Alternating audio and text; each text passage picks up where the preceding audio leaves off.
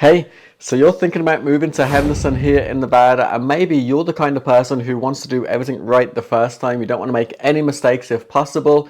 You want to make it go as smooth and as easy as possible. This video is definitely going to be for you.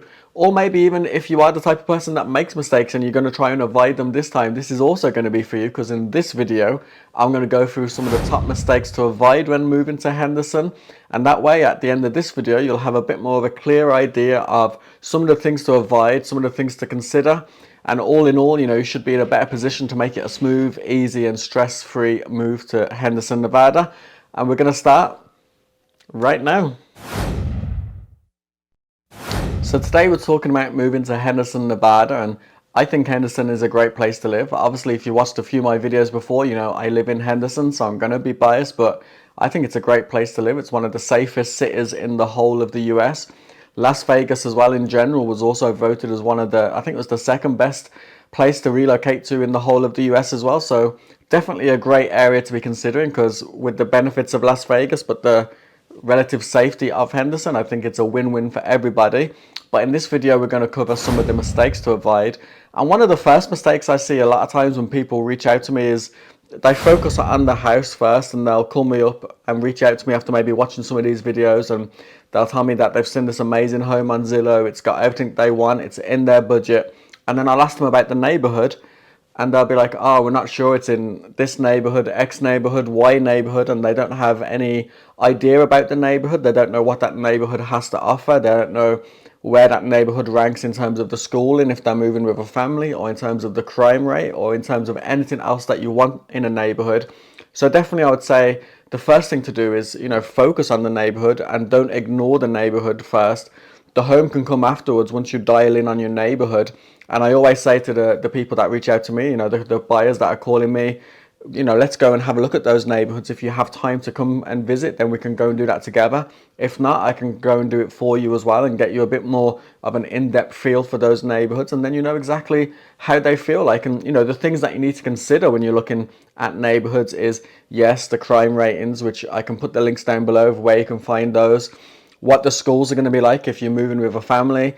What the parks are like and how close it is to the parks. If there's trails for your walking or cycling. How close it is going to be for your commute to work or to college, how easy it is to access the likes of the freeway if you need to travel, how close and convenient the local amenities and stores and gyms and things like that you're going to be doing on a daily basis are. All of these things need to be taken into a factor before you start looking at the house. You really need to look at the neighborhood. So for me, definitely the first point would be don't ignore the neighborhood and actually really make that a focus. The next mistake to avoid is going to be not hiring an agent, especially a local agent.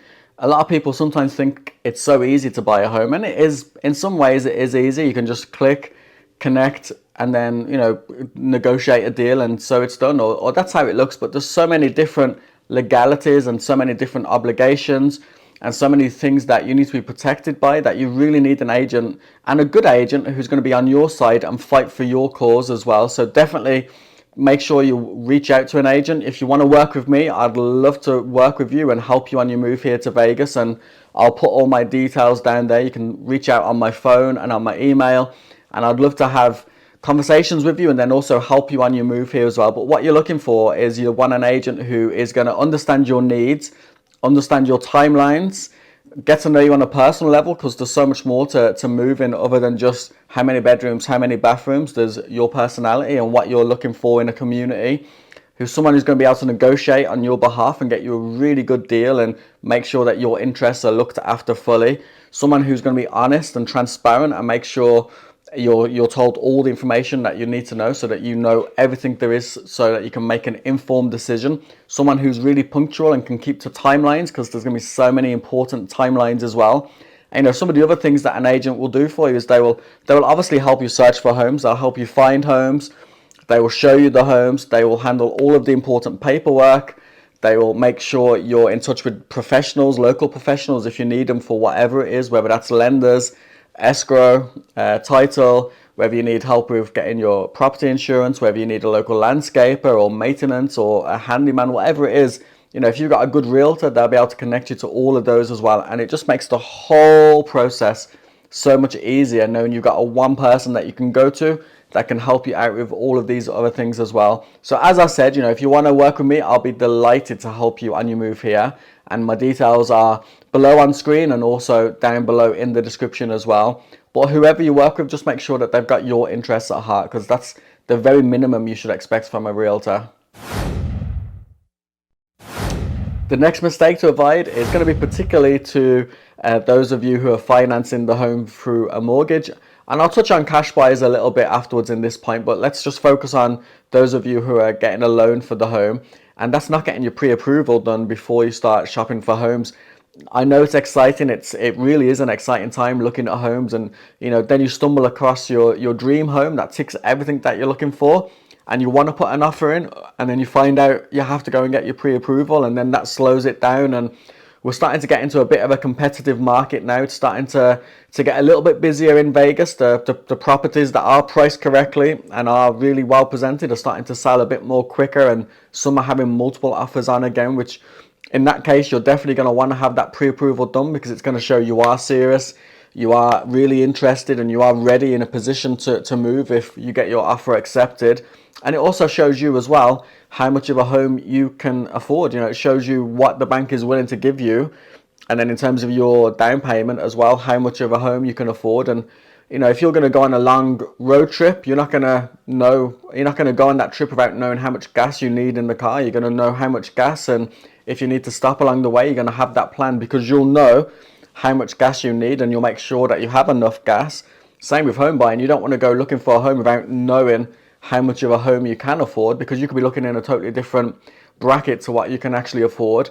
Or worst case scenario, you find a home that you can afford, it's your dream home, but you don't have your pre-approval. You take that extra couple of days to go and get your pre-approval, and then maybe the home that you wanted has already gone under contract. So definitely, I'd say get your pre-approval done beforehand, and if possible with a local lender. I have an amazing lender partner here, but there's no obligation to use my partner. But I would always recommend a local lender as opposed to one of the national ones, because they're more in tune with the local market, so they know what's going on in the Vegas area. But please, if you can, get that pre-approval done. The next mistake to avoid is emptying your whole savings on just your down payment alone. A good rule of thumb is to maybe have 3 to 6 months worth of savings in your account after you factor in your down payment and your closing costs. Your closing costs will be around about 3% of the purchase price. In some instances, you can get a seller contribution towards that, and that will definitely help with some of those closing costs if you don't want to go out of pocket and pay so much at the closing table. It's definitely possible. If you work with a good agent, then they can definitely help negotiate that on your behalf as well. But don't, and also with down payments, everyone sometimes has that in their head. It has to be 20%, it has to be 20%. It doesn't have to be 20%. Actually, the average down payment is around 7%, but it can be as low as 3.5%, just depending on your circumstances. But don't think it needs to be 20%. Yes, there are some benefits in terms of it being that amount, 20%. You won't have to pay any PMI insurance, things like that. But definitely you don't need to have 20%. But whatever figure it is that you need to have for your down payment, don't just say, okay, I need to have 50,000 saved, for instance, for my down payment, and just focus on that, get that saved, and then move on to a house. Have that saved, but then have 3 to 6 months worth of other expenses as well. Because I see it happen so many times. Everyone gets so excited, so caught up, like, boom, here's my down payment, let's go buy a house, close on the house, and then they've got no savings left, and that's not a position to be in for anyone. So please do remember to keep some savings back. And as I said, a good rule of thumb is around 3 to 6 months worth of savings, and then that way, if something happens, if anything need maintenance that comes up, or you need to repair the car or whatever it is, at least you'll have some savings there to still take care of stuff as well.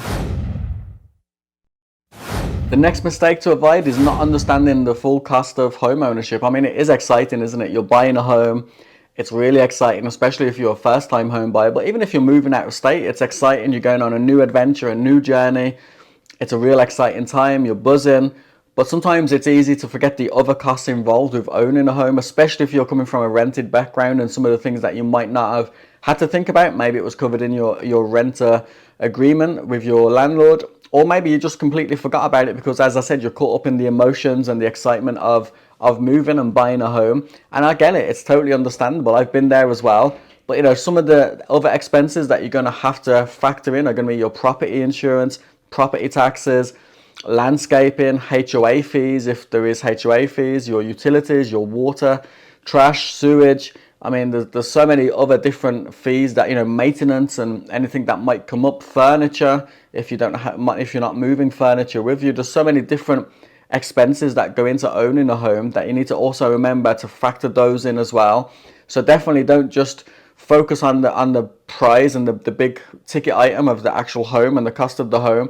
Also remember the cost of the home ownership, and that's an ongoing expense that's going to go through the most of your time of owning the home, depending on where you live in and all the things around the house and the property where you move to. You know, you're going to have some of those, all of those, whichever one it is. So definitely don't forget about those. Definitely keep those in mind as well. The next mistake to avoid, and you know, this is, again, if you've got a good real estate agent on your side, then this isn't going to be a factor because they should already be on the ball with this one, and especially if they're working in your interests. But it's going to be not including the right conditions in your offer. And there's so many conditions that go into offers, whether that's around the home inspection, whether that's, and I would say never forgo your home inspection. Always make sure you have a home inspection and you pay attention to that home inspection. It could be conditions around your appraisal and what happens if the home comes back appraised at a lower value than what you've offered at. Could be conditions around you selling your other home. You need to sell that, and that's a contingency offer, so it's going to be conditional on that. Could be conditions around fixtures and appliances and what's included when you purchase the home. Could be around the HOA and what's in the HOA packet.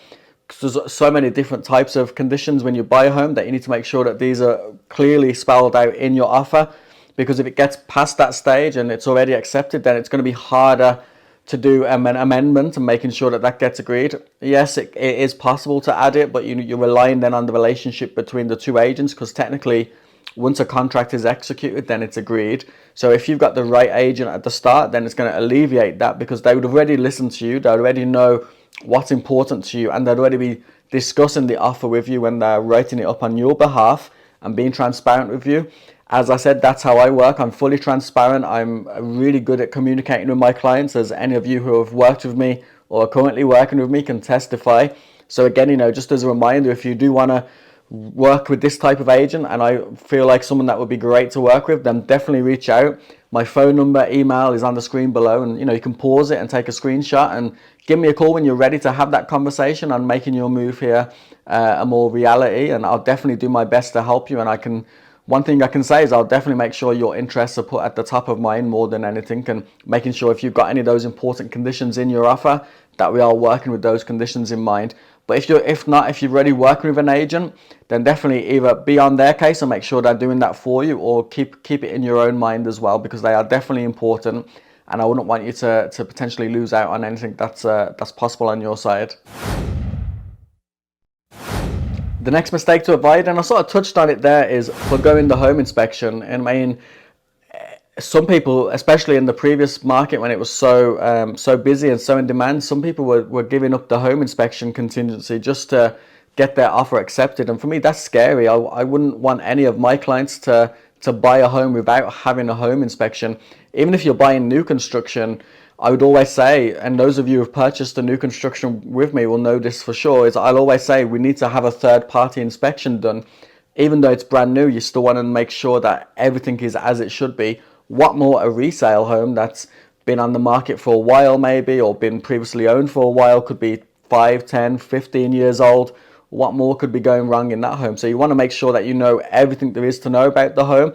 A good home inspection report will take it and break it down into what's immediate and what's of immediate concern that probably needs to be fixed now before you actually close on the home. And it'll also give you an idea of some of the periodic maintenance that's coming up, just so you don't get any nasty surprises in 6 months, a year, 18 months. It gives you an idea of what could be coming up as well in the sort of short to medium term as well. So maybe when you get the inspection report back, it's going to be huge with so many points on. But don't be too alarmed thinking, oh my word, what am I doing? This house is a death trap. No, some of it will be on a summary page, and they're the ones that are most important to focus on. The rest of the report is just an idea of some of the periodic stuff. But please, please, please, please, Do not forgo that inspection. It's one of the most important parts, and most importantly, it's going to make sure it protects you, which is definitely what I would want as your real estate agent. I want you to be protected. So make sure no matter what, you keep that home inspection, and you try and get your agent to do it at the very, very start of the process, because once your due diligence period is up, you can't even back out because of the home inspection. So make sure it's done, and make sure it's done early in the process as well. The next mistake to avoid is applying for credit before your home closes. If you're financing your home through a loan and you've got your pre-approval, you think, yes, that's it, I'm set, boom, approved, let's go, offer, accepted, fantastic, I'm excited.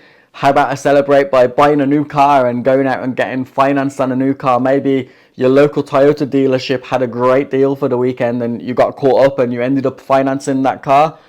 Well, bad news. By applying for credit, that could affect your loan, and when it comes to closing, then actually you won't get approved for that loan. So definitely do not take on any new credit especially once you're pre-approved. Obviously, when you're going through the pre-approval process, the loan officer will give you some advice at the start if you need to pay anything down or if you need to do anything to help get it over the line. They'll still give you the pre-approval, but they'll say it's conditional or contingent on you paying X amount down off your cards or your loans, if that's the case.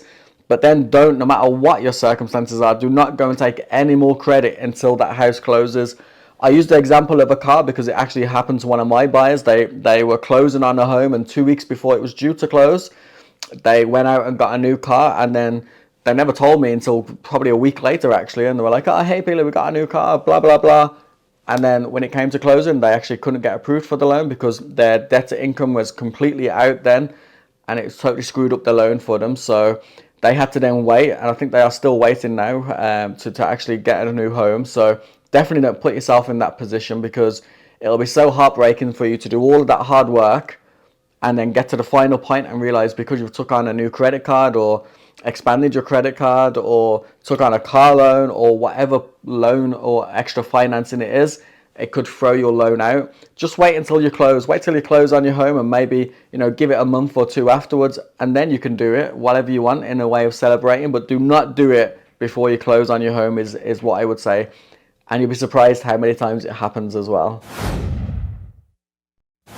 And then the final mistake to avoid is going to be not managing any timelines or deadlines. And depending on your circumstances, you're going to have different timelines, different deadlines. And I know it's so hard to keep a track of them, and you're excited and you're nervous and you're stressed, and you've got all of these different deadlines and timelines to remember and take care of. And again, if you have a really good agent, they're going to take care of a lot of this for you. I know that's what I do for my clients. I make sure that we're all on the right schedule, we're all on the right time.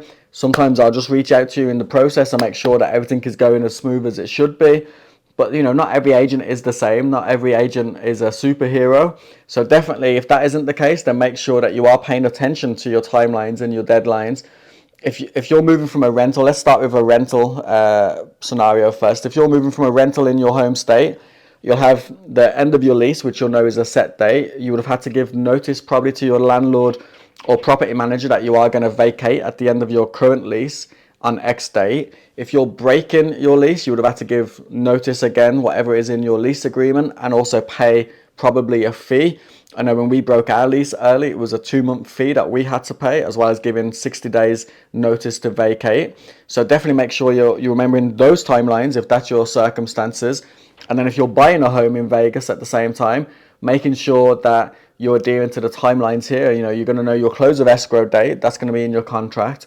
You're going to know that you have a due diligence period, which is when you have to do your home inspection, and making sure that if there's anything that needs to be agreed in terms of repairs, that's done before the end of your due diligence, or maybe extending it if you need to still get it agreed. You're going to have your appraisal deadline, so the deadline for the appraisal to come back and either give you the amount that it is going to be appraising at value or higher than what you have offered. If it appraises lower, then that's ultimately you need to go back and renegotiate, because the bank isn't going to finance it at that price. So you either have to come out of pocket or then renegotiate with the seller and agree to come down on their list price. You're going to have the timelines in terms of moving companies and moving trucks, moving your utilities, and making sure you get everything in order in your home that you're buying here. And then you'll have your signing your paperwork. If you're doing it out of state, you'll probably get a notary sent out to you, so you'll have that to organize as well. So definitely there's going to be a lot of timelines there and deadlines there. If you're selling your home, you're going to have basically all the same timelines that you have with buying a home. You're going to have it on your selling home as well. So you're going to have the same timelines to consider. So you're going to have all of the due diligence, the inspection, the buyer's appraisal if they're doing it, the HOA deadlines. You're going to have them signing their paperwork, you signing the paperwork, and then the close of escrow. Now, if you're working with a good agent, and again, I'll put all my details down below. And again, please do reach out if you want to work with me. Sorry, not work out. I need to probably hit back the gym actually, but definitely if you want to work with me, then definitely reach out, and I'd love to make this as stress-free and easy as I can for you. Whether you're renting or buying as well when you come to Vegas, I'm in Henderson. I'd really love to look after you either way. But if you do have a good agent, they will have partners all over the country. I've got partners in most states now across the country that I've built up a relationship with. And if you've got a home that you need to sell in those areas, I can definitely put you in contact with a really good agent that I vetoed myself, that I know will work well with me and work well to make sure the timelines match together and work together, which makes it a lot easier for you. And then you just have that little period where you need to arrange the move-in and getting all the moving side done. And then before you know it, it's here and boom, you're living your new happy life here in Henderson, Nevada. If you've got an agent that is completely adrift from the agent of the home that's selling in your state, then it's going to make it a little bit harder, because ultimately it should be a skill that is common in our industry, communication, but a lot of agents still haven't mastered the art of communication. And if they don't talk to each other and let each other know what's going on, ultimately it's going to cause you more stress and aggro. So definitely try and get agents that can talk and work well together, because it's going to make your life easier. And definitely make sure that everyone involved is paying attention to all of the timelines and deadlines that work to make it easy and stress-free for you. And that's it, guys. That's some mistakes to avoid when you are buying a home here in Henderson, Nevada. Also goes for Las Vegas if you are looking at moving to Las Vegas as well. Same mistakes to avoid. If there's any mistakes there that I've mentioned that you weren't aware of, pop that down in the comments below. And also, if there's any mistakes there that you think I've missed that you've made before when you were buying a home, maybe pop that down in the comments below. And you're not going to just help me, you're going to help those who are watching this video as well, and maybe give them some other ideas of mistakes to avoid.